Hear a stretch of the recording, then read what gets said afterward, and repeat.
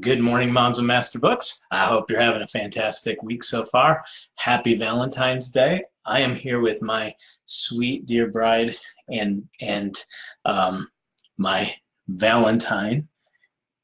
Good morning. Good morning. She doesn't know what we're doing today, so this is kind of going to be a surprise.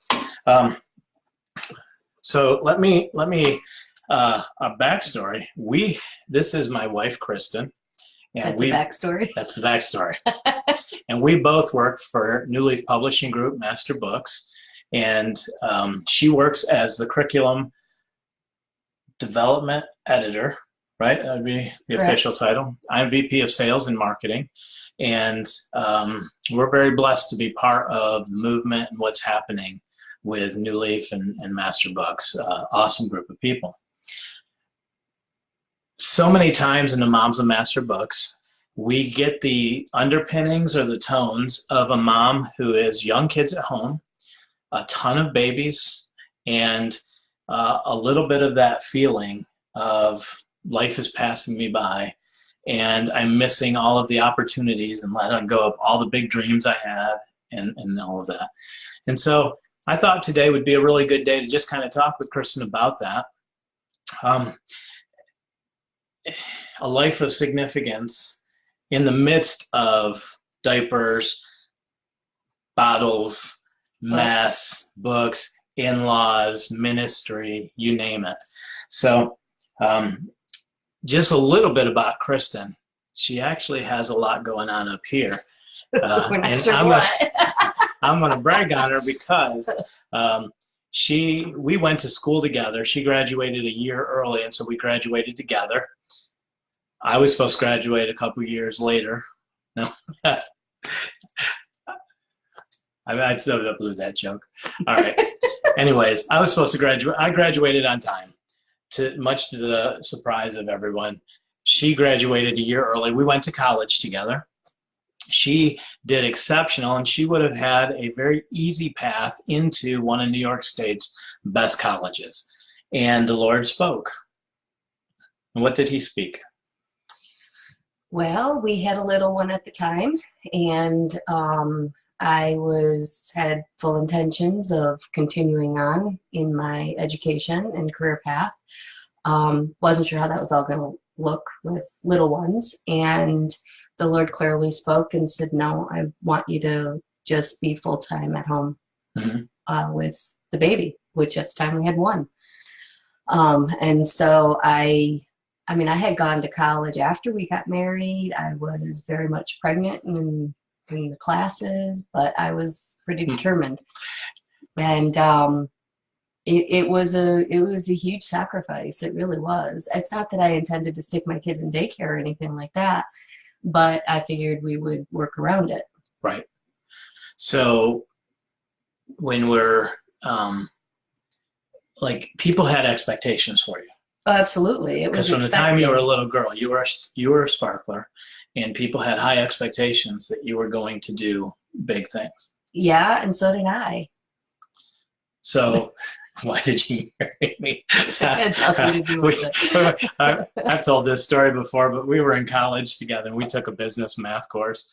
It just was not clicking up here, right? I needed math lessons for business math, and it just wasn't available at the time. You needed some time to mature. That's what you needed. It had nothing to do with ability. It was, this whole thing that we're constantly fighting against is there's a natural progression, and we have locked that progression in hard and fast, first grade, second grade, third grade, fourth grade, and all the way on up into college. But life, God didn't, in the garden, set forth grade levels. Right. And that's a man-made artificial progression. And so it had nothing to do with your intelligence. It had everything to do with brain maturity and the path that God had for you and how you are uniquely designed. Truth. If I could have started kindergarten at 42, I would have rocked it. Grade school. No, you would not have. You would have been in just as much trouble. Maybe. At least I would have been a little bit easier because the teachers would have all been younger. Academically, you would have rocked it. Yeah. But you still would have been Randy, sit down.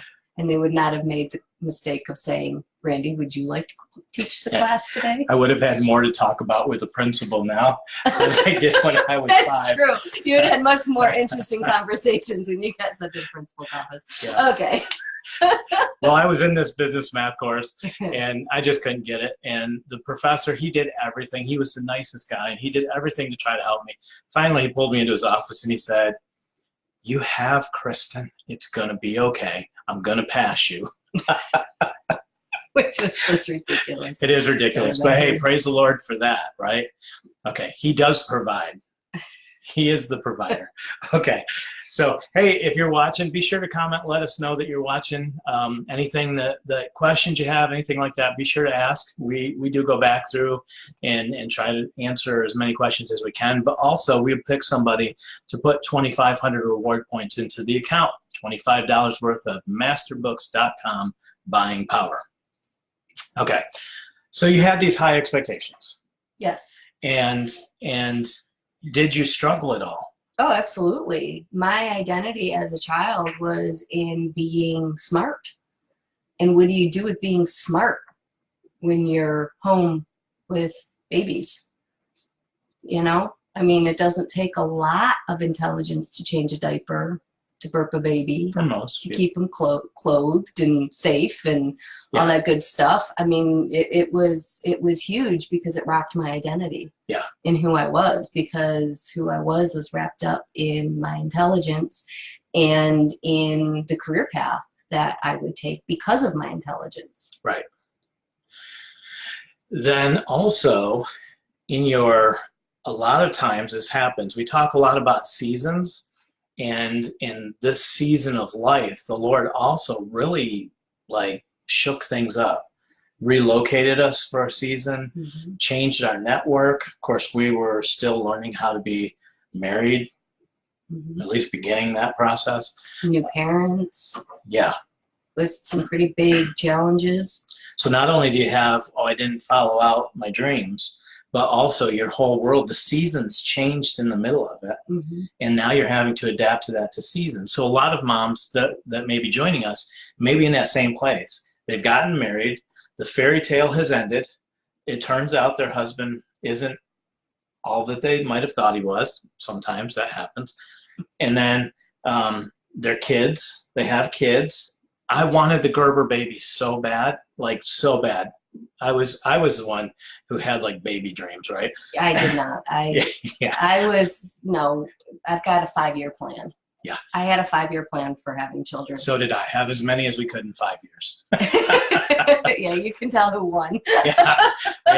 So I had the Gerber baby plan, and you find out that the Gerber baby was a drawing or a picture of something. Yeah, our Gerber baby came out with a lactose intolerance, screamed her first 4 years, projectile vomited, and just was in a lot of pain, and we were helpless to do anything about it. Yeah, yeah. And then the Lord moved us across state to be by ourselves. Yeah, with no help. No. Yeah. So the Gerber baby moment has ended. Yes. And you're sitting there by yourself, right? Money's tight. All resources are tight. There were times we were eating crackers because the baby formula at that time for a can of soy formula was $12 a can. Yeah, and who knew how bad soy was, and we paid top dollar for. Yeah. But my baby could live. We could at least have some. She wasn't screaming. Right. Yeah, so you're in that place. What advice do you have for a mom who might be in that same spot today? Well, there's a few things. First of all, it's a season. It feels forever. In those years, and I'm going to span many, many, many years of that season when it was everything I could do to manage a house full of children. But certainly even just starting with just the one. It's a season. And a lifetime, as we look back at our age, it seems so very short. But a lot happens in the span of a lifetime. And God's plans are so much bigger than our plans and our desires. I had a fascination with science. One of my young girl dreams, a couple of them were science related. And the Lord has used those things now that I can see, especially with master books, as I'm reviewing. Like, one of the jobs I had today is to go through our biology. Well, I can understand a lot of it because of my my giftedness in the sciences. Right. And so some of those things I can see the Lord's purposes and plans for. But more than once I sat there thinking, okay, God, you gave me the brains, and you gave me this desire for science. What's the point? Is this just, and I finally, honestly, I just came to the point of saying, well, there really is no purpose here, but perhaps in eternity, there's going to be purpose in it. I mean, I kind of envisioned myself just studying God's creation in the library of heaven. That's not theological, by the way. It's just my little way of viewing it. And so in those years, we can't see what God is doing and his master plan. And so sometimes those seasons are very hard, but God is doing a lot. And so just keeping in mind always, no matter what, whether it's you're on top of the world and everything's fantastic and all your dreams are coming true, or it's really hard, whatever it is, just keep in mind it's a season, and there are many seasons in life, and God isn't as concerned about your personal comfort in any individual season as much as he is concerned about his plans, his glory, and our eternity. And so keeping, and in generations as well. So keeping that in mind is always a really good thing. And the other thing is God is working on us as people. And so we come out of life, every kid wants to be grown up because they can do whatever they want to do. Mm-hmm. How many of us had those desires? And there's nothing like having children to really be the friction point, Or spouses. And, the iron sharpens iron. Sometimes that's our children. Sometimes that's our spouse. Mm-hmm. And it works on those selfish areas. It works on helping you to grow up.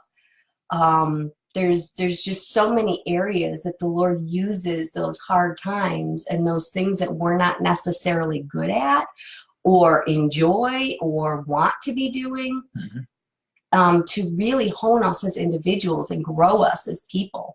And we don't know those areas that we need growth in, but God does. Yep. And he does use those things. There were years that you traveled, and he strengthened me through, having you gone, because I had severe separation anxiety, and he helped heal me in some of those areas and helped me to cope, because we were going to come to a point in life where I was going to get on that plane, and it would have been paralyzing had I just been dropped into that. And so there's just been a lot of things that the Lord has used it in my life personally, but in other people's lives, other moms that have kind of come through those years and look back. And it's kind of funny because when we were going through the sonograms and everything with our younger boys, at that point we were 8th, 9th kids in. And we always marveled because they were usually older women that were beyond the childbearing years. And how often did we have them say, my only regret in life is I didn't have more children? And that was, on more than one occasion. That happened. They would almost get teary. They would get teary. Yeah. And so it's funny because in the midst of it, when you are still in your pajamas and it's 2:00, you smell like baby puke, you're trying to get your older children through their day's lessons, and you've got stacks of laundry building up, and dinner isn't even in grasp of starting. And it just feels so meaningless. In that moment, that's the viewpoint. But when you look back on those years, you realize the value in them. And so just keeping all of that in mind, that this is not forever. It has great purposes, great plans, and you have a lifetime, and God has a purpose and a plan, and he is using every bit of the mundane, and he hasn't forgotten you, and he deeply loves you, and he cares about you and your family, and he's not just trying to wipe out all the life and purposes and plans. And a little bit of a background I think we kind of have to insert in here. Okay. That scares me. I'm not, no, it's about me. I'm not Susie Homemaker, okay? I mean, I keep a decent house, don't get me wrong, because I'm a perfectionist and I love to organize. So that's what I have going for me. But especially in homeschool circles, at least when I was really going to the conventions, going to the seminars, and with our peers in the early stages, there were a lot of people who got their satisfaction and their love from cleaning and cooking and decorating and doing all those domestic, what we look at as being domestic type things, as wife and mother godly duties. And, you know, there's a lot of women who that is their burning desire, and they get energized and they just love it. They get fulfillment from that. And I enjoy being around women like that because I marvel at them. I mean, I just think they're awesome and I hold them in highest esteem. But the problem is that's not who God designed me to be. I did it, and I did it well, but it didn't give me that internal satisfaction. It wasn't a sweet spot. No. And so, you know, and again, in those years, it's like, what's the point, God? I mean, I love my children. I'm passionate about my kids. I have sacrificed my entire life pouring into my children. So it has nothing to do with the job that I did. It had nothing to do with the sacrifices that I made. It's like being an introvert versus an extrovert. You know, an extrovert gets jazzed by social settings. An introvert gets jazzed by solitude and quiet, which is kind of funny because an impromptu. This was planned.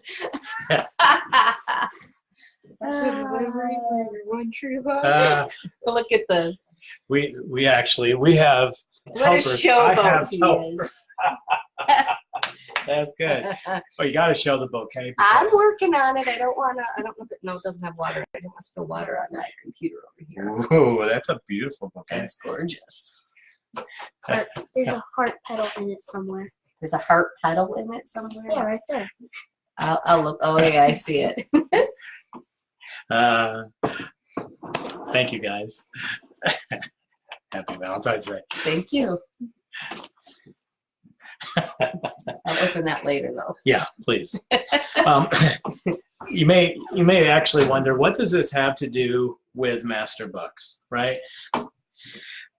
Master books to us is a tool. It's like if I created an incredible wood carving set and I laid it on the table.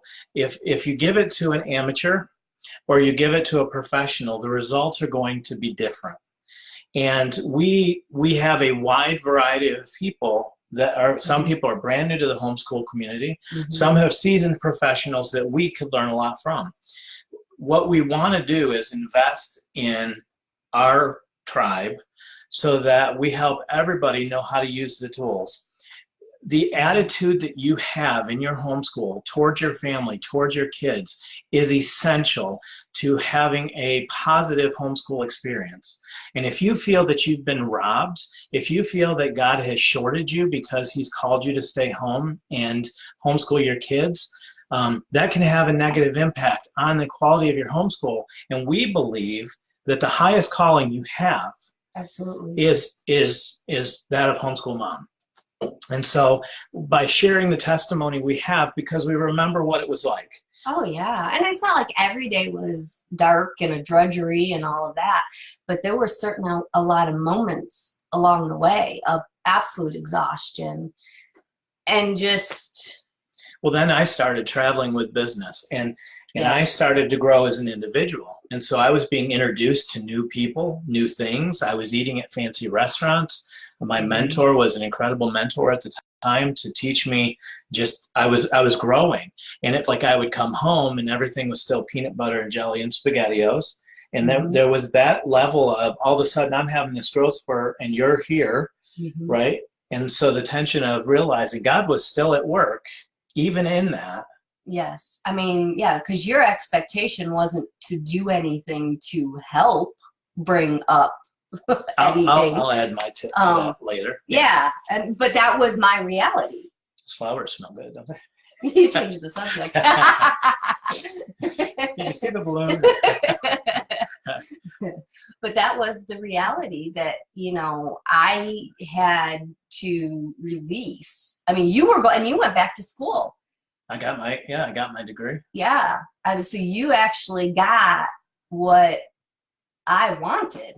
That I didn't want. That he didn't want, you know, and it benefited our family, and so that was all good. I didn't resent that, although I wasn't going to do your homework that time around. I might have a little bit in your. I figured it out. Early college days, but at that point I had four babies and I had enough on my plate. I said, "You're on your own." Yeah, seasons of life had changed, and I had actually grown up a lot. Yes. And so I did well going back to school later, which is why even as adults, you know, I did much better going back to college at 28 than I did at 18. And even if your kids don't come out of high school and say, I need to go to college, I need to start a career, life has a way. God has a way of actually taking us through this. So I want to talk about one thing that happened. You were babysitting. The Lord had opened an opportunity. You were doing some babysitting. It was bringing in some additional revenue. I know where you're going with this. Yes. Right? But the Lord started to prick you a little bit that he had different plans. Yeah, yes. There's I'm trying to think of the timeline of it. We had started to homeschool, right? At that point, we were homeschooling, and I had resisted homeschooling because, and this is really funny, I was afraid to teach my children how to read, my oldest how to read. Just thought that was it just seemed too complex and too difficult. You know, God has to laugh sometimes at our fears. And so, you know, God had done some dramatic things to push us. That's another story for another time, but to push us in that direction. Sometimes I'm a little stubborn, and I knew the Lord was calling us to homeschool, and so did he. But we resisted. And so it was kind of odd because I was a principal of a private school, but I had found a book. It was Ray Moore. And I got really excited about it. About homeschooling. Yeah. And so I was on the road. That I remember being so excited about. This is what we need to do. And I love the idea of it someday.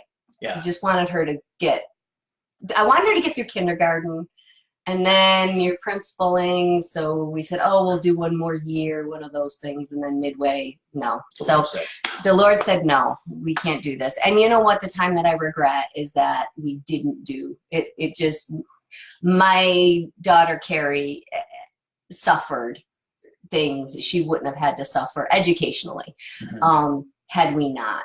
But God was good, and he taught us a lot through that. Yeah. So, you know, my encouragement is don't do what I did. Don't resist when he's speaking to you. So fast forward, here I am. I'm babysitting. Plus you're nursing. Yeah, I had a new baby. I'm nursing a baby. And I'm on the road a lot. I think I traveled 120 days that year. I was gone 120 nights. Yeah. So I was away from home a third of the year on the road while you were a bunch Four of kids, plus babies, daycare. And then she had a baby. So I was babysitting two, but one of them was a newborn as well. Yeah. And the Lord was speaking to me, you need to give this up. But it was money. And I enjoyed having my money to spend on birthdays and Christmas and on my kids. Like at that point in time, I didn't get my hair done. I cut it myself. I rarely bought clothes. Things were still very tight. They were very tight. So when I had money, I spent it on my kids.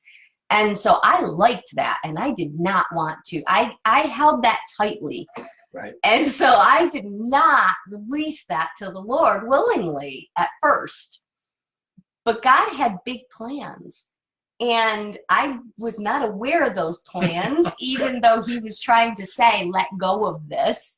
And I said, no, I like my money. And it was a little tiny bit of money. I mean, it's not like it was comparatively a lot of money. It was not that much money. It was some money in the pocket. But it was my money, and it was that little bit of extra that I could apply where I wanted it. So, long story, not short, but a little abbreviated. I ended up on the couch with a mastitis infection that was actually going into blood poisoning, and it happened like that. And I had the emergency room. Yeah, I had the red line going down my arm. I ended up on intravenous antibiotics, and it was a mess. But while I was sick and I was flat on my back, feeling like I had been run over by a Mack truck, the Lord, sometimes he has to, Some he has to speak gently and softly, and some he has to yell. Sometimes I listen to the Lord quickly, but there's been a couple of times in my life that I didn't. And, those were important junctures that I didn't. And that's when he said, okay, I'm going to have to whack you upside the head and get your attention. This is too important. Yes, this is too important. So, again, he cares about his glory, his plans, his purposes, not mine. Right. So, me having a little bit of spending money really wasn't on his list of agendas. And it was. It was. Well, yeah, it was, but not in the way that I was doing it. And so, anyway, what happened was the Lord spoke to me very loud, very clearly while I'm flat on my back. And he said, are you ready to let go now? So here's the thing. I'm glad he had that conversation with you without me there. Yeah, that was good. So I knew myself, because I can power through things. It's a gift, but it also is not sometimes. So I knew that once I got over this, it would be really hard for me to pick that phone up and call and say, I can't babysit anymore. So knowing my human struggles and being able to power through things, while I was flat on my back, I said, give me the phone. I couldn't even get up. I was so sick. I couldn't get up to get the phone myself. So I don't know who, somebody brought me the phone. I called the lady I was babysitting for, and she was devastated, and I didn't want to disappoint her either. But I had to. Picked up the phone right then, flat on my back, before we left for the emergency room, and said, I can't babysit anymore. Yeah. And what was it? Weeks? It was a week. It was like, it happened immediately. Yeah, I let that go, and you got a, $15,000 raise? Yep. And, yeah. Yeah. I mean, it just... Boom. They said, yeah, because, I got the degree.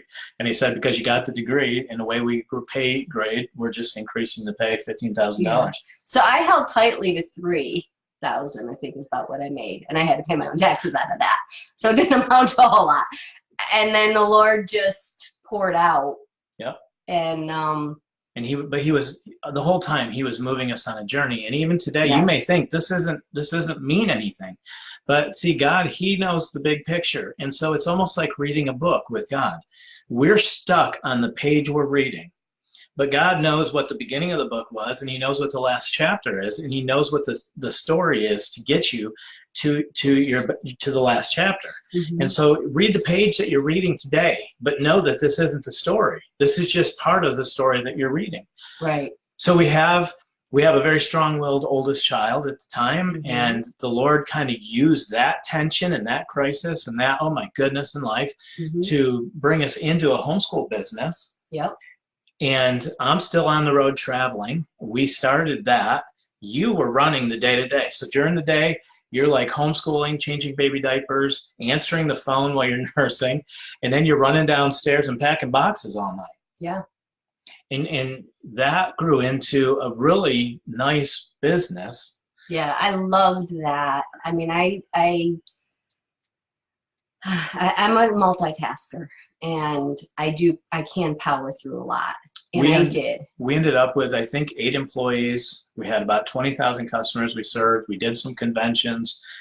We sold all the major brands of homeschool curriculum, which is what at the time it was a loss, right? Because we gave up this business. When the Lord called us in 2010, He called us into full-time ministry, kicking and screaming. But the Lord opened up the opportunity, and we sold that to CBD. And if you're a customer of Christian Book Distributors, they're very near and dear to our heart. We love that whole group of people, are incredible.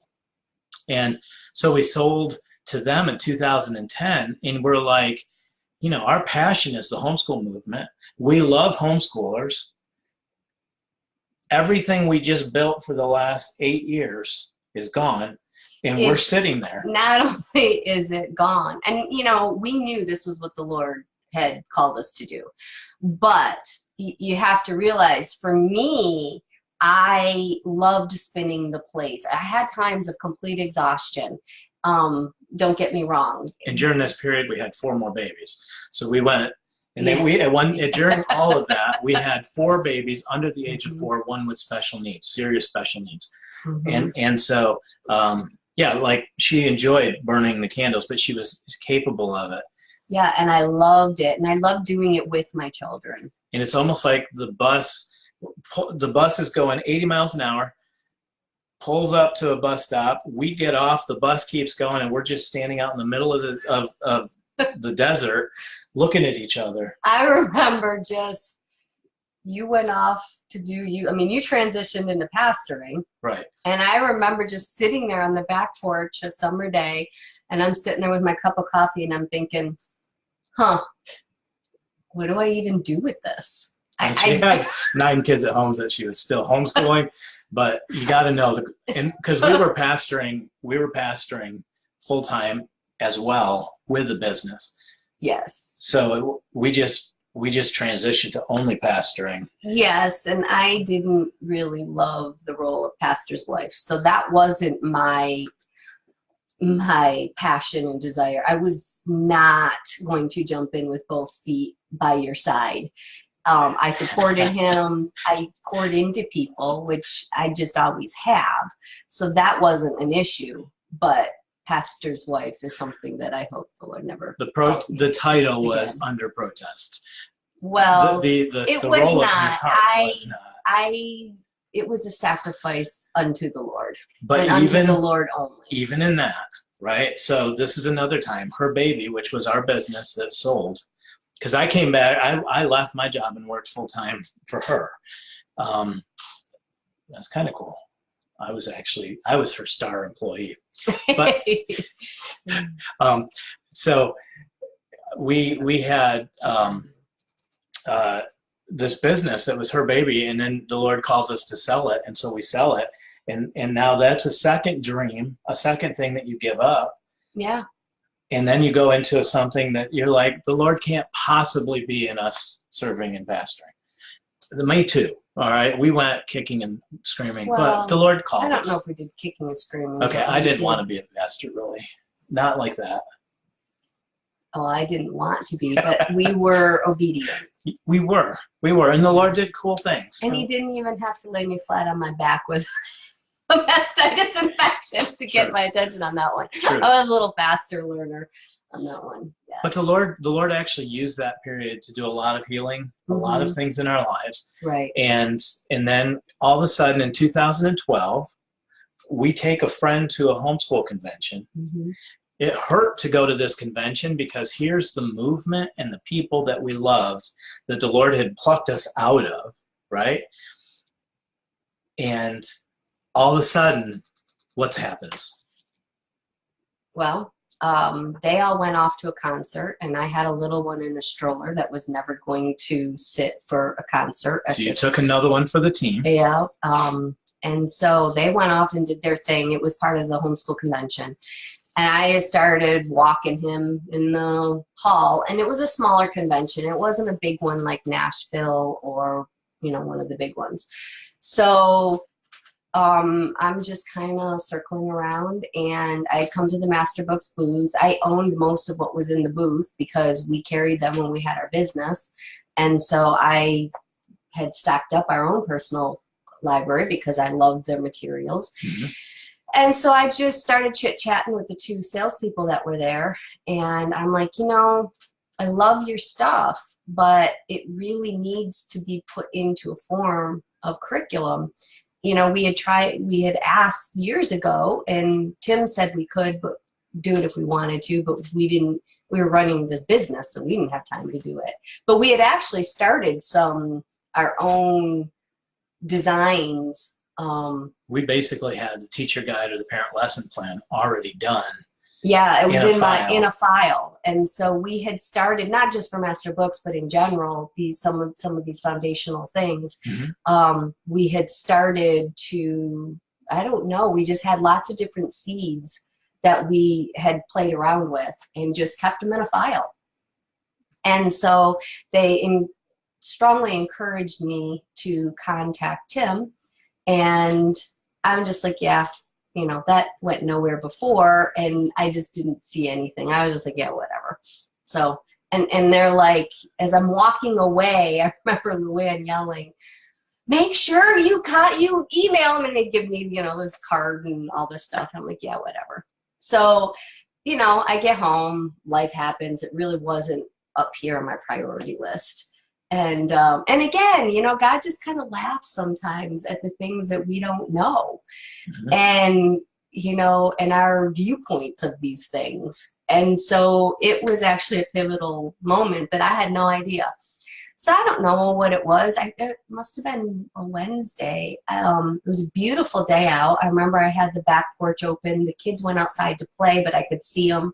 And I'm just sitting there. I have my coffee, and I thought, you know what? Might be a good time. I can actually sit and think, and I'll draft an email out. So I did. I emailed Tim, and I'm just like, yeah, whatever.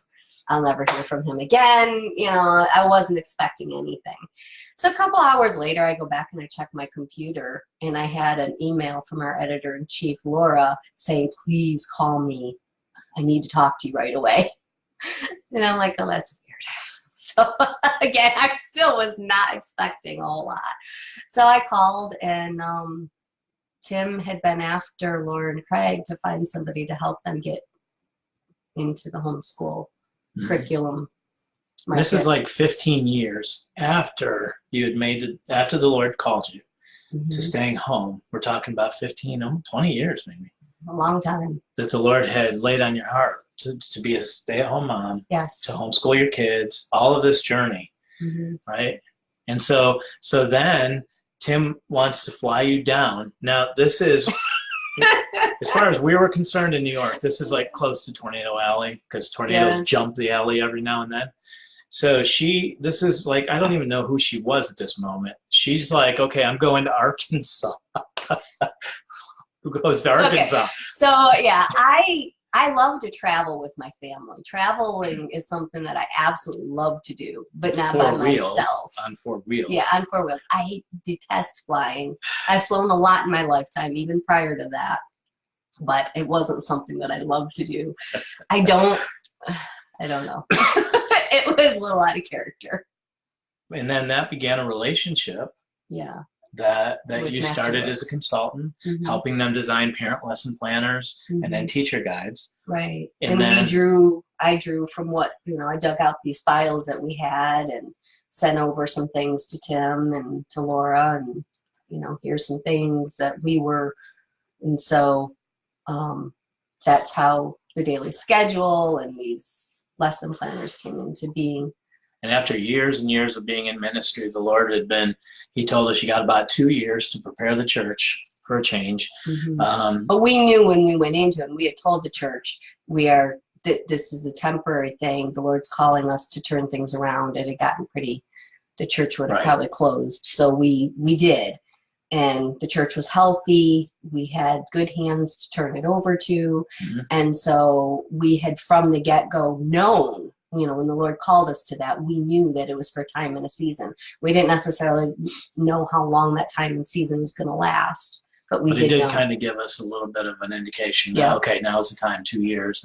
Yeah. And so we did. We started preparing for whatever was coming, but we had no idea that he would ever give us back the opportunity to serve the way he did. Mm-hmm. And then he opened up the opportunity for me to come in, Yeah. and then you to come in at a greater level, for us to move. Which was kind of funny because when I was out here, you know, we go back and Randy's like, "Oh, you see us ever moving out there?" I'm like, no. It's nice. I'm like, you would love it. You know, he loves the mountains and all that, and these are the Ozarks. And I'm like, oh, you would love it, but nah, there's nothing there to draw us. I mean, you know, because I wasn't ever expecting or intending to have any more with Master Books than the role I was in. Mm-hmm. That was good. I was happy with it. And I'm just, you know, I just told Tim, you know, hey, I'm happy to, as long as I'm useful, to keep working. If I'm not, that's fine too. I mean, I enjoyed it, don't get me wrong, but I think I had gotten used to holding things loosely too, and let's just see where the Lord takes it. But I had no. So if you understand the transcendence of God, let's say this is creation. God is not in creation. God is outside of creation. So he is beginning, he is end, Alpha and Omega. He has access to all of the content in creation, but he's not in creation, right? So this is my theology. Somebody may disagree. I believe that when Tim is praying for a prayer and saying, I really need a VP of sales and marketing, or I really need somebody to come and help me, the Lord understood that at this moment in time, the best thing to do is to prepare this person at this moment in time. And so in many ways, the position that was needed, the Lord had spent 20 years grooming us to step into a position to really come and help, come alongside them, but also to serve this market. Mm-hmm. And so all of a sudden you have this incredible ability that you couldn't have written a better story. Yeah. And, you know, I think about my goals, my dreams, my plans. And in I have never had a chance to really fully flush this out for our moms, but I had mentioned it, and I know it steps on toes and especially since I have not had the opportunity to fully go into it. But we tell our kids, you can be anything you want to be. And number one, that's not true. There are limitations in life. And even more, and another part of that is that we forget to tell them, well, if you want to do X, Y, and Z, you're going to have to work really, really hard, and you're going to have to make all these sacrifices. Right. And so we do a disservice by not explaining, number one, our limitations, number two, the cost. And the other third part, and I think that this is really most important, is we fail sometimes to teach our kids, you may be capable, you may be able, you may even have the desire, but that may not be God's best for you. And to teach them to follow the paths of the Lord that he has set before us, rather than doing what we want to do, what our goals are. You know, and I get, we're trying to encourage our kids to, you know, be in all the way and to follow their dreams and to do all those things. And I'm not against that. But I think that we need to qualify some things. And I think we need to teach our kids that we have to follow the Lord. We have to keep him front and center. We have to relinquish those things. I would not be in this place today if I had followed my dreams from as a child. Right. And yet I wouldn't want to be anywhere else. And God knew. And there's still parts of me, you know, that I would love to spend all day, every day studying scientific things because that fascinates me. But I have come to trust in God's sovereign leading and in his purposes and in his will for our lives. Mm-hmm. And we need to be intentional about teaching our kids to follow the paths that the Lord has before us. And sometimes that's going to mean closed doors. Sometimes it's going to mean giving up everything that you've identified as you, you know, Right. being you, your you-ness. But can I say, it's okay to grieve that too. Absolutely. Because when you, in a way, when you have this dream and you let it go to move into the next thing, it's okay to grieve that and come to grips with the fact that maybe this just wasn't God's best for me, or he's moving and working in my behalf. Yeah. So I'm going to have a little moment here of grief, maybe a Mhm. little anger, whatever. That's part of the process of moving forward, is allowing yourself room to grieve. Yeah. It isn't all, I mean, it's not good to be a victim and feel negative all the time and stuff like that, but you do have to give yourself room for growth. Absolutely. And my prayer life is always taking these things to the Lord. You know, these are my honest feelings about this. However, I'm going to put my trust in you. So in the grieving process, we can talk to the Lord. Like, I don't get this. I don't understand this. And this hurts. But always ending it with, but I'm going to trust you. I'm going to put this in your hands and let you work out the purposes and the plans that you have for my life.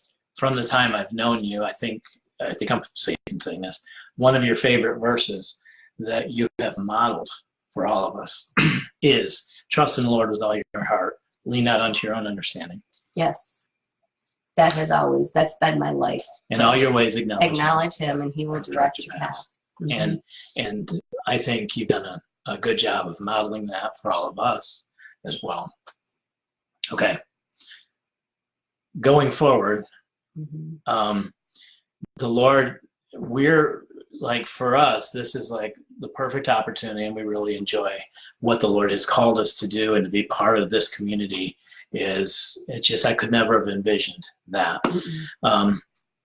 And my encouragement in bringing you in and to everybody here is to know, read the page, enjoy the page you're on, but this page is part of a chapter, and this chapter is part of a book, and this book is part of a volume, right, of all of history. And enjoy the place that you're in. Just savor the moment, because God hasn't forgotten you, right? And he hasn't forsaken you in this place. He knows you intimately. Before we let everybody go, I want to say, as a father, as a husband, as a dad, there are times I've been an absolute train wreck. If I could give myself advice in helping my wife, who had set aside her dreams while my life kind of went on, and then I have a supporting role, it would be to be my wife's greatest adventure, not her worst nightmare. What does that mean? I think in so many ways, like when you're young and you're just making mistakes and you're not getting it, to have provided more of an atmosphere. I will say some of the things that I did do, there were things that were an interest to me. I cross-stitched. There were different hobbies that I did within a limited realm to do things that were of interest to me. And I think that that's important too. Yes, like not just making it about me or the kids, but to give, like, now as we're older, you have things that you do that are even separate from all of us. Yes. When you go to a convention for scrapbooking and do different things, to support that role, to make sure that you're safe, to make sure that you have everything you need to do the job that you're called to do, but to also encourage you to be an individual. Yeah, and I think that that's a good thing even to take to prayer is, Lord, help me find some things that I enjoy that I can do. I gardened, and so that was something that I enjoyed doing, whether sometimes it's house plants. Maybe you can't have a big garden, you don't have time, but you can tend house plants.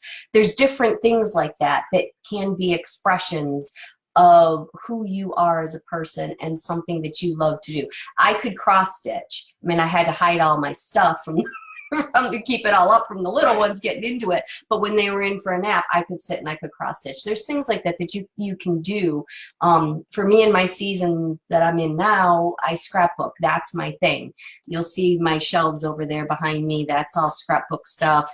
And I've also found that I love organizing, and I'm kind of tired of organizing kids' bedrooms And so their rooms have kind of slid a little downhill.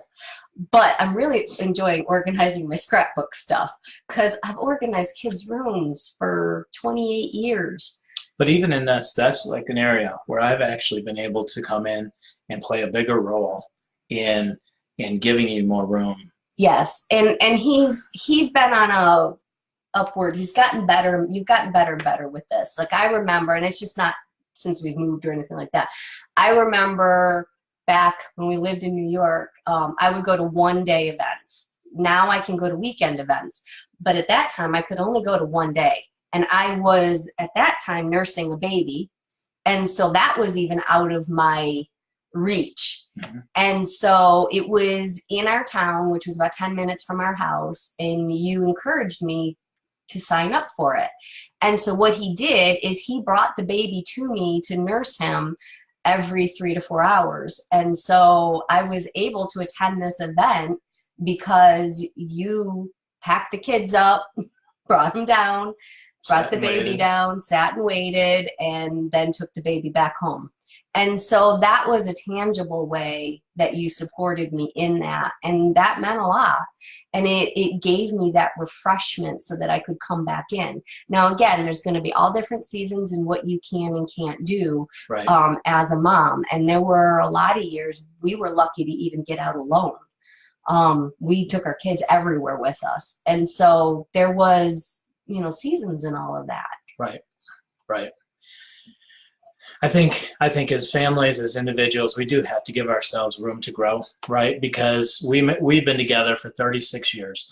We're celebrating 30 years of marriage this year. Mm-hmm. But we started dating, she was 13, I was 14, and we've been running together ever since. I was very immature. She was very mature for her age. I wasn't. And it took me 30 maybe years to mature. To mature. It's been a process. It really has. And I would have told anybody that I was a fantastic husband and a fantastic father. And I would have compared myself to other people to do that. But when looking back, I missed the mark a lot of times. And I do feel that I wasn't sensitive to the fact that you had set aside a lot to be on this path, and I had a supporting role. And you fall so much into this submissive wife. She's here to serve the husband, all that crap. Someday I'll talk about it later. But there's a whole lot. There's a whole lot of stuff that gets into your head that isn't healthy. Christ laid down his life for his bride. So that's what my call is. It's crying Thursday. He's also the one that gets teary. In some ways, we have a little bit of reversal of what and we're not the only couple out there that have that. We just, our personalities, the way the Lord wired us. He's more the talker and the emotionally. I like to think I'm more like King David. I have passion. Yes, and I'm more the logical. Stoic. Yeah, and so we kind of, and there's other things too in our personalities, like you liking to watch homework with your girls. Okay. Yeah, I mean, it's got its benefits, let me tell you. I'm not complaining, but we're a little different than most, so we don't mind that at all. It's who we are, and so we're good with all of that. But we are outside of the norm. Yes. Well, just an encouragement today. The Lord has you, and I would encourage you to go to Proverbs 31 and read about the Proverbs 31 wife. We got to talk just a little bit about that. Okay, so Proverbs 31 wife, when you look at that, that's over a lifetime. She didn't do all those things all at once. Truth. And that's the mistake. I used to look at that and I'm like, yeah, how am I supposed to do even a fraction of that while I'm home nursing babies? I did it out of my home for a season, when we were running the business. That was marketplace. That was, but there were a lot of seasons in my life I couldn't even begin to see how on earth I could ever achieve any of that. Right. Can I encourage you, though, that if you feel that the role is that because you are a stay-at-home mom, you can't rock it, read Proverbs 31 wife. She's out there selling. She's out there making a name for herself. She's out there doing it. So it's not just I've given up my life. She did this and had a life. Right. And then it says the work of her hands would testify. Yeah, and there's a lot of women who, just like I said earlier, they love what they do at home. Right. And that's fantastic. They rock that. And I've always worked from home, but there's marketplace things that I've done through the years. And that's something that is a decision between the two of us. Mm-hmm. And so,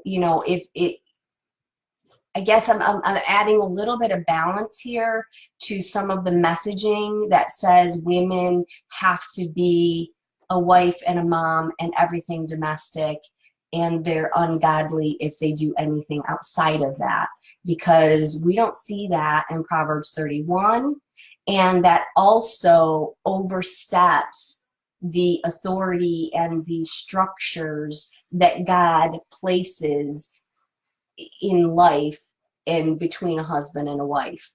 And so as they submit one to another, as scripture actually teaches, and we sacrifice for each other and go through life, that's something that's between you and I before the Lord. Right. And so if that's the way you're bent and the Lord has called you to some things, there's balance, there's all of that. I'm not saying, hey, throw your kids into daycare and right. pursue your dreams, because obviously I have not modeled that. I've been at home with my children. There have been some through the years that have condemned you for continuing to step when the Lord was opening doors. So absolutely. There's a lot of things. We could go so far in that direction. So but I want to caution, because Proverbs 31 is very intimidating when you look at it, that I'm supposed to do all this at once. Right. And if you look at even anybody in time, there are people that we think, wow, that person was great. It's just a sliver of their life. It's not their entire lifetime. And so, stay aware of that. But in today, and where you are today, know that on this page, this is a chapter, part of a book, part of a volume that tells a big story, and it's his story. It's an awesome story. And remember, the Proverbs 31 wife had servants. So you need to ask your husband to hire a cook and a housekeeper. Or teach your kids. Teach your kids. Husband, teach your kids. Yeah, or that. Guys, I hope this was a blessing to you, and we celebrate and encourage you. It is an honor to serve this community and be part of this community. And happy Valentine's Day, and be blessed. Good? Good. Okay.